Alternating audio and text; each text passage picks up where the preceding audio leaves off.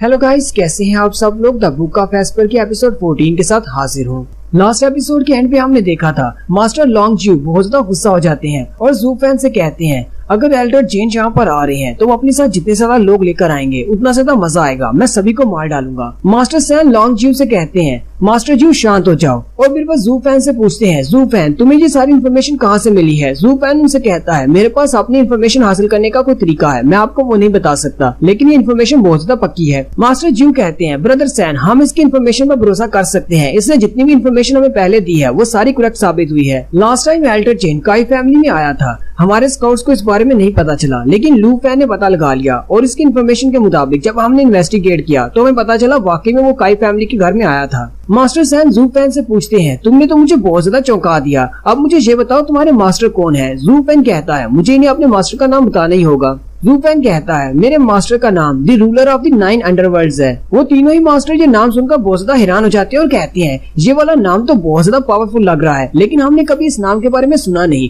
आखिर ये कौन से मास्टर हैं जो कि इस दुनिया में इतने ज्यादा स्ट्रॉन्ग हो सकते हैं और हमने इस मास्टर के बारे में अभी तक सुना ही नहीं। जबकि जू फैन सोच रहा होता है अगर होली लैंड के किसी मेंबर ने इस नाम के बारे में सुना होता तो उसे फौरन से पता चल जाता कि इस मास्टर के नाम का ताल्लुक डीमन एम्परर यानी कि मैजिक एम्परर के साथ है, लेकिन इस दुनिया में तो किसी ने भी मैजिक एम्परर के बारे में नहीं सुना हुआ और ना ही मेरे मास्टर के बारे में सुना हुआ है, क्योंकि ये तो बहुत ज्यादा पुरानी स्टोरीज हैं, इनके बारे में यहाँ पर किसी को नहीं पता। मास्टर सैन जू फैन से कहते हैं लगता है कि तुम्हारे मास्टर बहुत ही कुछ बड़े मास्टर होंगे और बहुत ज्यादा स्ट्रॉन्ग होंगे, इसी वजह से तो उन्होंने तुम्हें इसी छोटी सी उम्र में 5th लेवल अरे का मास्टर बना दिया है। जू फैन मास्टर जू से कहता है मुझे आपसे एक काम है, क्या आपके पास कुछ रिकवरी पिल्स हैं। मास्टर जू अपने पास से एक पिल्स वाली बोतल निकालते हैं और उसकी तरफ फेंकते हुए कहते हैं क्या तुम्हारी लू फैमिली में कोई बहुत ज्यादा जख्मी है जिसके लिए तुम ये पिल्स लेने के लिए आए हो। जू फैन जैसे उनसे वो पिल्स वाली बोतल लेता है वो साथ ही उनसे कहता है आप लोगों का बहुत बहुत शुक्रिया, अब मुझे पिल्स मिल चुकी है, अब मुझे जल्दी से वापस जाना है। ये बात सुनते ही मास्टर लॉन्ग जू बहुत ज्यादा गुस्सा हो जाते हैं और कहते हैं तो इसका मतलब तुम यहाँ पर सिर्फ रिकवरी पिल्स लेने के लिए आए थे, अगर दोबारा कभी इस तरह छोटी चीजों के लिए तुम हमारी मीटिंग के दरमियान में आए तो मैं तुम्हें नहीं छोड़ूंगा, मैं तुम्हें मार डालूंगा। जू फैन उनसे कहता है अच्छा ठीक है, मैं आपको एक और इन्फॉर्मेशन देता हूँ, मेरे पास पक्की इन्फॉर्मेशन है।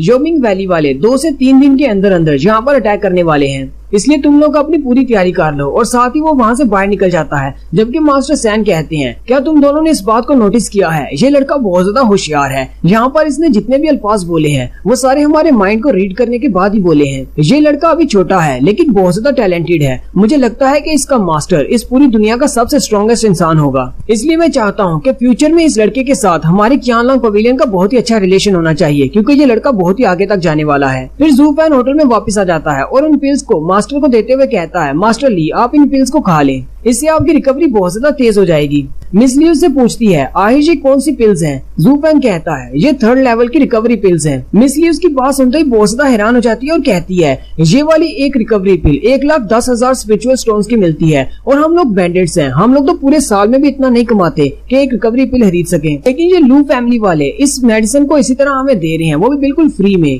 क्या ये लू फैमिली वाले बहुत ज्यादा अमीर हैं। मिस जिया आगे बढ़ती है और मिस ली से कहती है तुम्हें इस बारे में परेशान होने की जरूरत नहीं, ये बिल तुम रख सकती हो, क्योंकि क्यानलांग पवेलियन वालों ने हमारे 10 मिलियन देने हैं, इसलिए ये बिल उनसे लेकर आए हैं, तुम लोग इस बिल को हमारी तरफ से गिफ्ट समझकर रख सकते हो। ये बात सुन के वो और भी ज्यादा हैरान हो जाती है और कहती है क्यानलांग पवेलियन जैसी बड़ी फैमिली ने इनके 10 मिलियन देने हैं, इसी वजह से क्यानलांग पवेलियन वाले इनकी हेल्प करते हैं। लेकिन साथ ही वो सोच रही होती है जब हमने इन लोगों पर अटैक किया था तो हमने इनके पूरे घर को लूट लिया था, वहाँ पर से इतना ज्यादा पैसा नहीं निकला था, फिर इनके पास इतना सारा पैसा कहाँ से आ गया। नेक्स्ट सीन मिसिस सन के घर का दिखाया जाता है जहाँ पर मास्टर जेन बैठे होते हैं, जबकि जैंग मिंग उनके पास आता है। मास्टर जेन जैंग मिंग से कहते हैं तुम पिछले 10 साल से माउंटेन ऑफ ब्लैक विंड पर छुपे हुए थे, हमारा स्पाई बनकर तुमने बहुत ही अच्छा काम किया है। मास्टर जेन उसे कहते हैं ये तो बस एक छोटा सा मिशन है, लू फैमिली वालों के साथ पंगा लेना है, तुम वहाँ पर उस छोटी लड़की मिस ली को वहाँ पर भेज सकते हो। जैंग मिंग उनसे कहता है लेकिन एक मसला हो गया है, अब वो लड़की हमारे साथ नहीं है, उसने हमें धोखा दे दिया है। ये बात सुनते ही मास्टर जेन बहुत ज्यादा गुस्सा हो जाते हैं और उस पर अटैक करते हैं, जिसकी वजह से उसके चेहरे पर कट लग जाता है।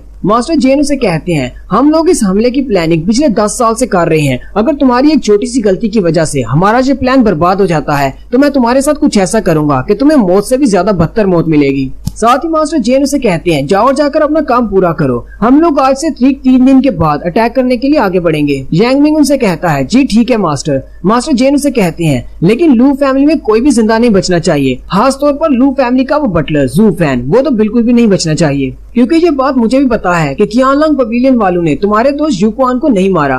उसे जू फैन ने मारा है, इसलिए मैं चाहता हूँ